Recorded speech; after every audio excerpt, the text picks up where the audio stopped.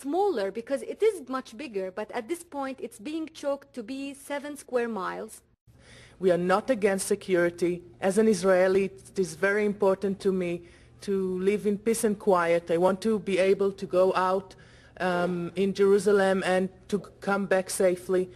But the checkpoints are not really about security. First of all, you should know that most of the checkpoints are not separating Israelis from Palestinians. Most of the checkpoints are separating Palestinians from Palestinians. Most of them are located deep inside Palestinian areas. Like in other places, every town is surrounded by smaller villages. Many of the checkpoints are there between the villages and the town. So people basically for everything, for anything, need to go through a checkpoint at least twice, because if you go there, then you need to come back.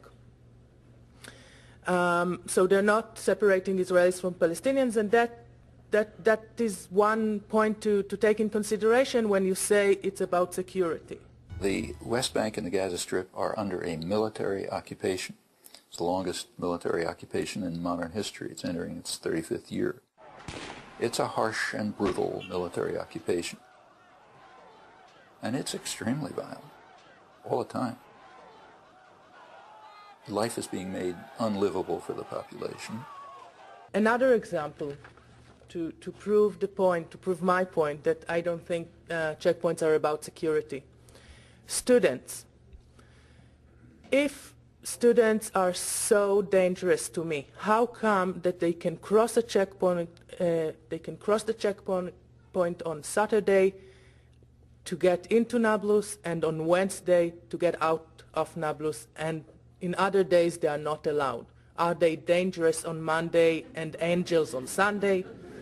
We are reporting, we're writing we're writing a report, every shift is issuing a report, printing it, putting it on the website. After a few days it's on the web, so no one will be able to say we didn't know. Then the third thing that we are doing is to send those reports, even though they're on the web, we also actively send them to officials and many people, members of the international community and the Israeli community, to people that want to be informed and to some people that don't want to be informed.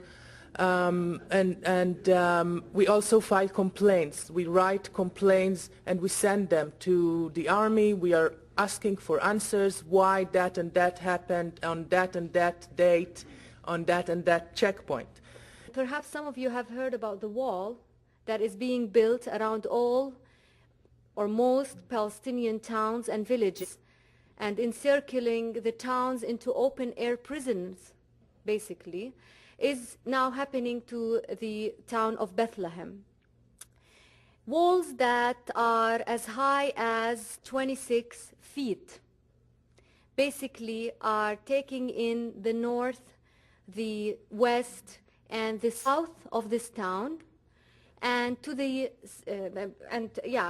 east, basically what is not there, the wall, for a very obvious reason why, which is that there is the bypass road, the highway, that is for Jewish-only settlers. So what does that mean? Basically, that there will be no green area in Bethlehem. There will be no park.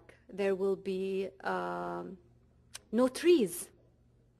Our kids will not have a chance to see what spring is like, because wherever the trees are, they are beyond the wall. There are charges of basic civil rights abuses, widespread criticism that the force employed at the checkpoints by Israeli police and military officers is improperly implemented and out of control.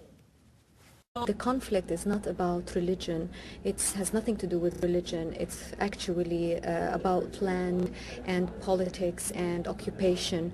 And that's why there is a need also to have this message go across in the United States, because it's thought otherwise, and that's very important. I think the media and a station like you, a network like you, would be helpful in spreading that message. What kind of reception have you felt you've received here in the United States? Has it raised an awareness, do you think? Who'd like to feel that one? Always we've been asked, what can we do? And we believe that the Americans can do a lot. Sometimes, in short, we tell them that your tax money is paid for the Israelis to build the wall and cut the Palestinian territories into small enclaves. But sometimes we are challenged by some questions that they know part of the picture, but they don't know the other part of the picture, and we would love to clarify this picture. So far it's going, even we are ready for any challenging question, because we are here really to tell the day life of Palestinian people and how does it occupation reflect itself on the Israeli society too. I understand you are part of a watch program at the Cross Points. Can you tell me a little bit more about that? Yeah.